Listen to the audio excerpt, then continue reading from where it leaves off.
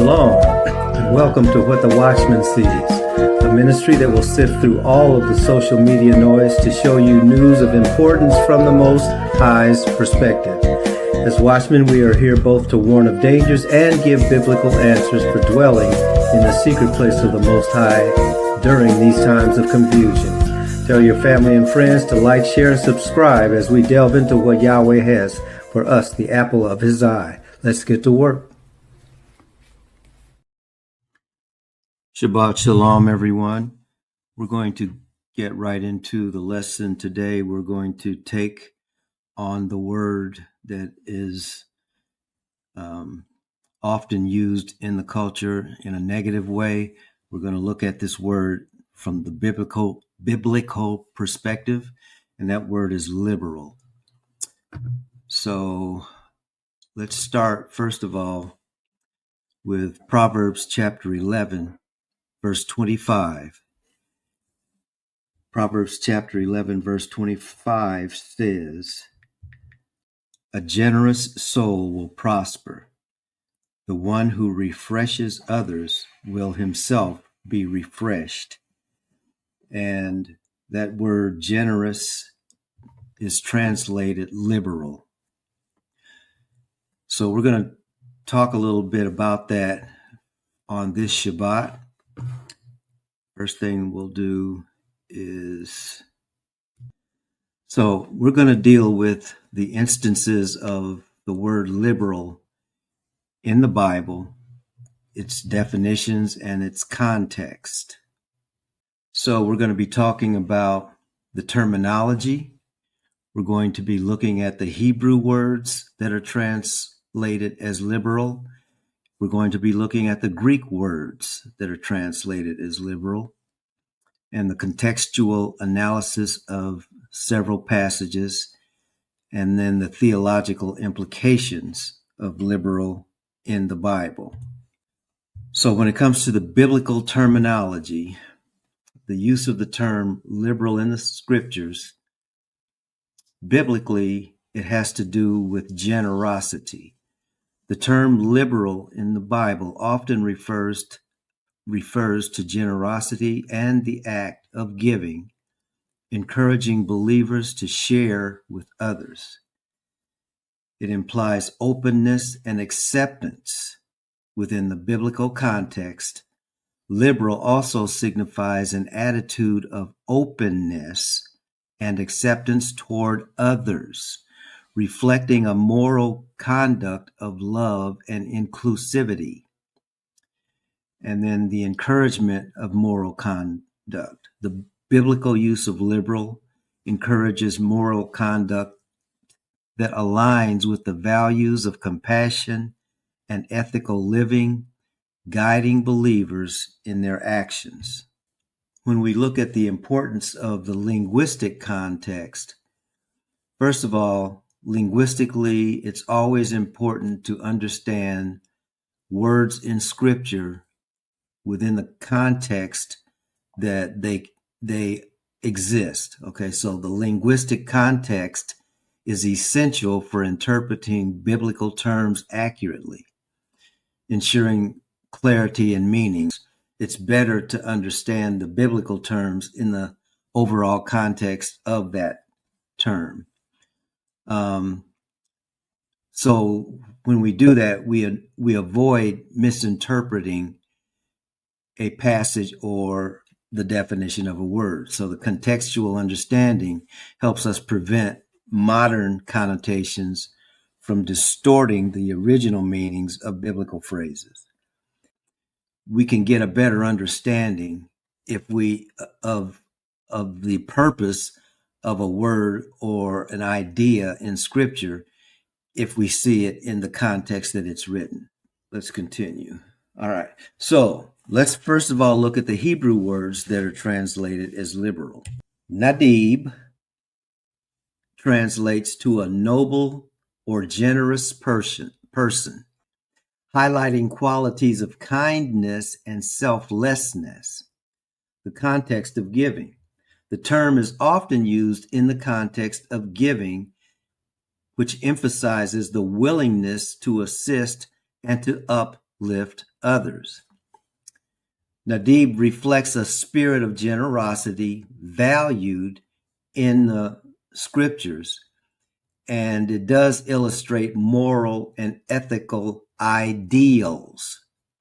So that's what that Hebrew word nadib, which is translated liberal, that's what that word means. Now there's another word, shua. Shua embodies the idea of being free or liberated, thus liberal, okay, encouraging individuals to embrace their autonomy and self-expression. When it comes to giving, the essence of Shua is rooted in the generosity of giving, fostering a spirit of kindness and support within a community. Shua emphasizes a sense of openness and readiness to provide for others, promoting communal well-being and solidarity. So as you can see, two of these three are focused on the community. The first one gives us a sense of being free enough as an individual to express the idea of giving that is then reflected in your relationship to the community.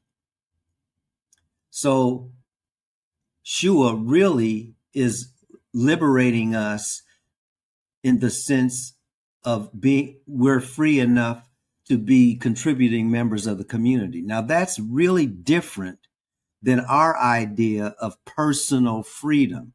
Our idea of personal freedom is I am free to do whatever the heck I want to do, regardless of how it affects other people.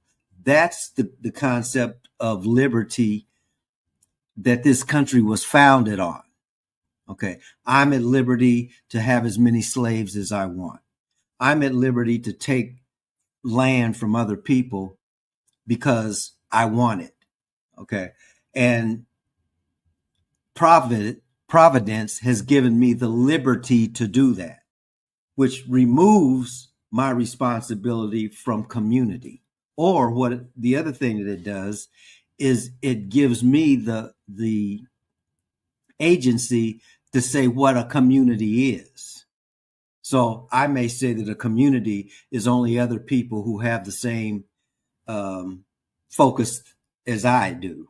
So none of that has to do with having a spirit of kindness. It has nothing to do with being supportive within the community, a willingness to provide for others in a communal setting. So the liberty that has been the foundational principle of this particular nation is not the same liberty that the scriptures are talking about. Okay, so then there are examples in the Old Testament. When it comes to generosity, the terms Nadib and Shua highlight the importance of generosity and selflessness in the so-called Old Testament. Various passages in the Old Testament encourage acts of kindness, promoting a culture of charity and support within community. The Old Testament emphasizes the significance of charity and communal support through various narratives and teachings. We don't talk enough about this so-called Old Testament protocol. The Old Testament, which is different than how we see the New Testament, was about community. The laws and the statutes and the commandments were given to the nation, and they were to be embraced individually and then worked out in small settings called the family and larger settings called the tribe or the community.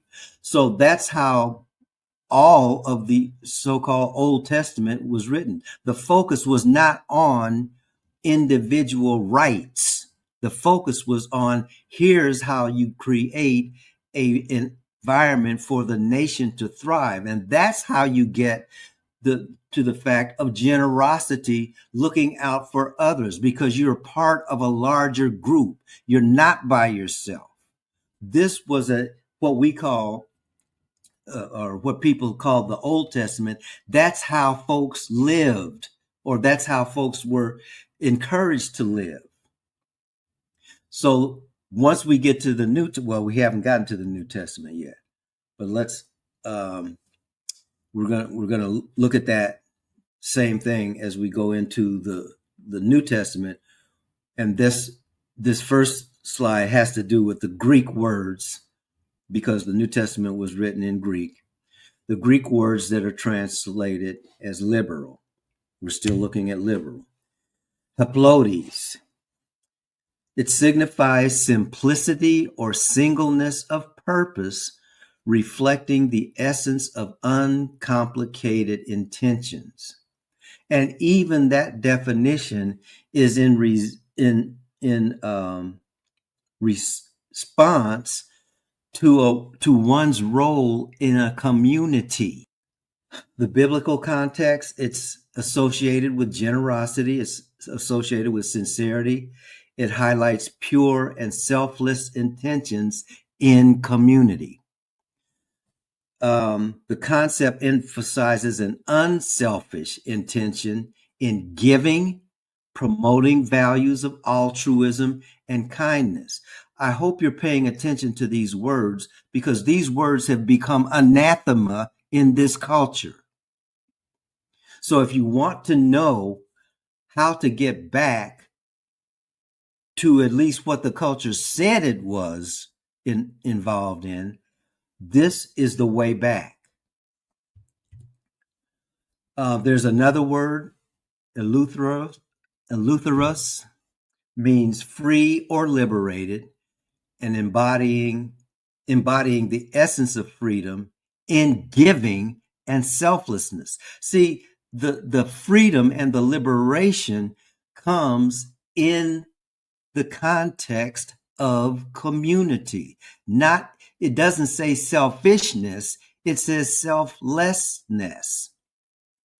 And doesn't say the essence of freedom in taking and selfishness. It says the essence of freedom in giving and selflessness. That's what eleutherus means.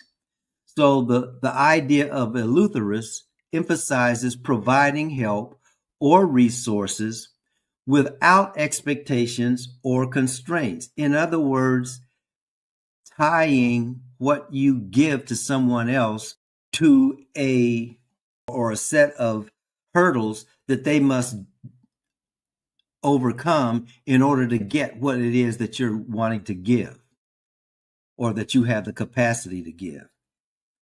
So that's not what eleutherus is. Eleutherus means that I can provide help, I can provide resources without expectations and without constraining or without constraint. Now, the way the Apostle Paul says it, give liberally, and that's the idea, okay? Not out of necessity, but a cheerful giver. And you know, some of us from the old school remember that we used to be taught that word cheerful is the same word as hilarious, or comes from the same root word as hilarious. In other words, be happy to give. All right. Does that sound like the culture that we live in now? Applications and examples in the New Testament, the concept of haplodes refers to sincerity and simplicity, emphasizing the importance of a generous and genuine heart in giving. So we give from the heart.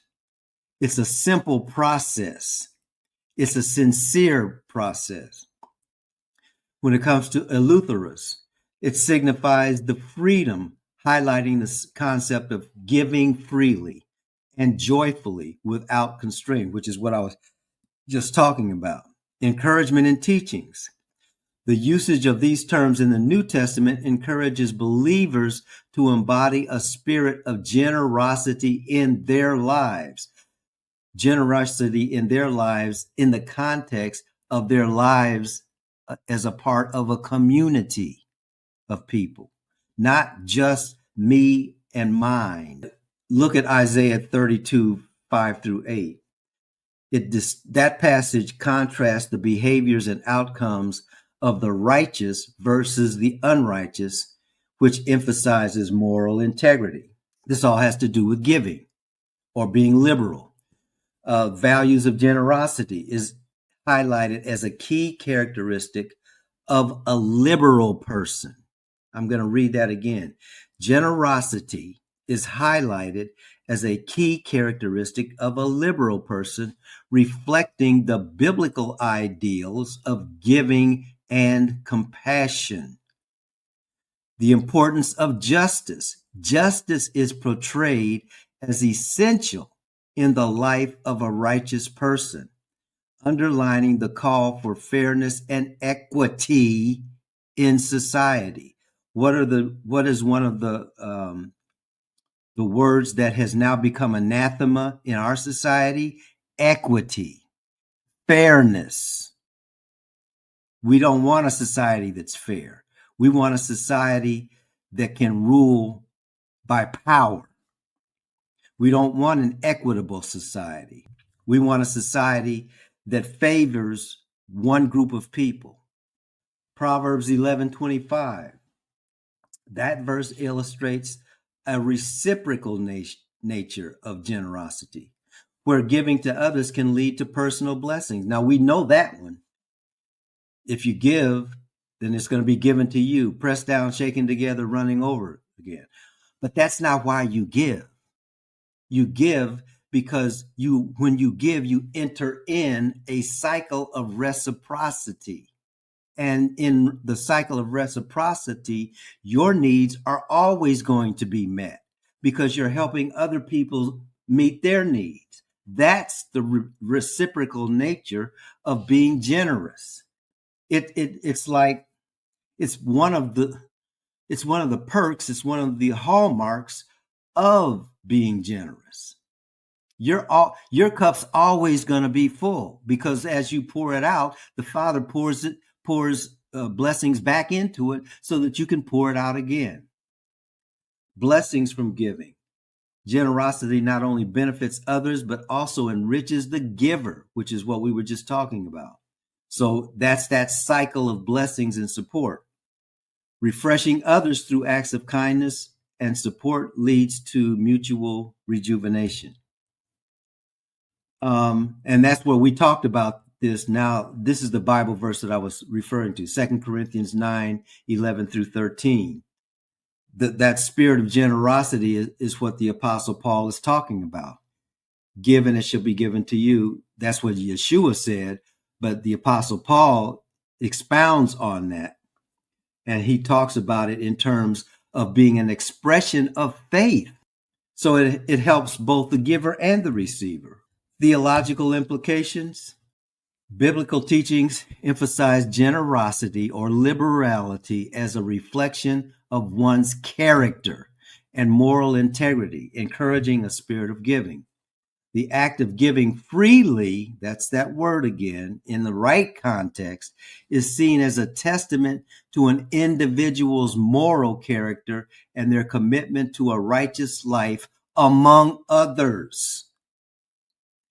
And then generosity is closely linked to living a righteous life, encouraging individuals to give selflessly to those who are in need. Practical applications. Embracing liberal giving encourages personal growth by fostering selflessness and empathy in individuals.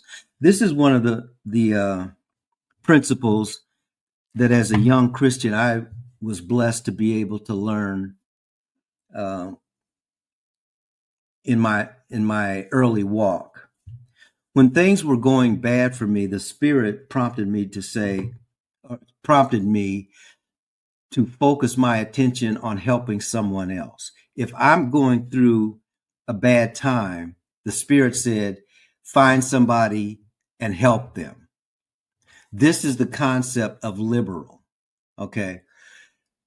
It takes the focus off of me. And once the focus is no longer on me, but on helping someone else, because that is a part of a reciprocal system of faith, then the thing that was troubling me eventually gets handled. But if I'm always focused on myself, if I'm always focused on lack in my personal life, I will not be able to see how the Father has already blessed me in so many ways. When we help other people, that becomes clearer to us. So liberal giving strengthens community bonds. It provides support to those in need, and it creates a more cohesive society. When I help other people, it encourages them to do the same thing for others that they might be able to help. That is a system of support that's not focused on lack. It's focused on sharing what I have. The act of giving can enhance relationships by building trust and fostering a sense of belonging among individuals. There's nothing wrong with being an individual, but as you're an individual, these are your responsibilities as an individual to the collective.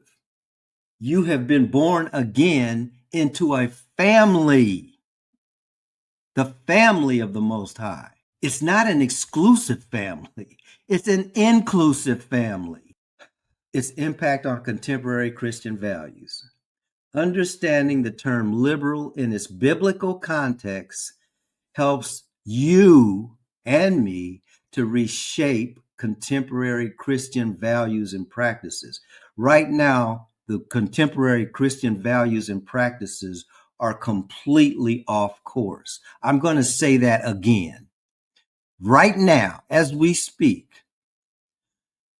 the concept of contemporary Christian values and practices is completely off course. It's all focused on me. It's all focused on what I don't have and what I need to get. It's all focused on I got to keep what I have, which means that if you've got something that I need to take your stuff too. That's the Christian values and practices as they exist in 2025. That has to be reshaped. And that's why it's so important for us to understand. Well, let me just ask the question, although I already know the answer to this question. How in the world did liberal become a bad word? How can any Christian call liberal a bad word? Well, it's very simple. Satan has come in and changed the focus from the group to the individual. There's a whole lesson on that, and we're going to have to deal with that. That's not a good thing, people. The Bible wasn't meant specifically for me at the exclusion of other people. The Bible was meant for me as a citizen of this planet. The planet is already underneath the auspices of the Most High God. So when I'm operating on this planet, I'm operating at the Most High's pleasure. And he's talking about liberal giving. He's talking about liberal thinking. He's talking about a culture of love and not fear. So contemporary Christian values, we're supposed to be cultivating compassion among community and strengthening bonds that reflect those core Christian values that we give lip service to, but our hearts are far from. So, the meaning of liberal in the Bible, the term liberal in the Bible encompasses various meanings that reflect the call for generosity and kindness Exploring the rich tapestry of meanings enhances our understanding of biblical texts and their applications. And its relevance for today, we understand generosity in a biblical context, and it helps us to appreciate its relevance and application in our modern lives. So if we reinstitute what the scriptures say about being liberal, that will bring liberty to this society that is bound up by hatred. If we embrace being a liberal, that will bring liberty to those who are bound up by hatred. It won't work any other way. So we give thanks to the Father for what he has given us as his people. And please understand, if you're not born again, these are nothing but words. There's no place that you can hang those words, because this world is completely under the influence of the evil one. This message is for the people who are called by the name of the Most High God. And so if that's your name, if he calls you by your name, by his name actually, then these are his expectations for his people. Father, bless you and keep you. Father, make his face to shine upon you and be gracious to you. Father, lift up his countenance upon you and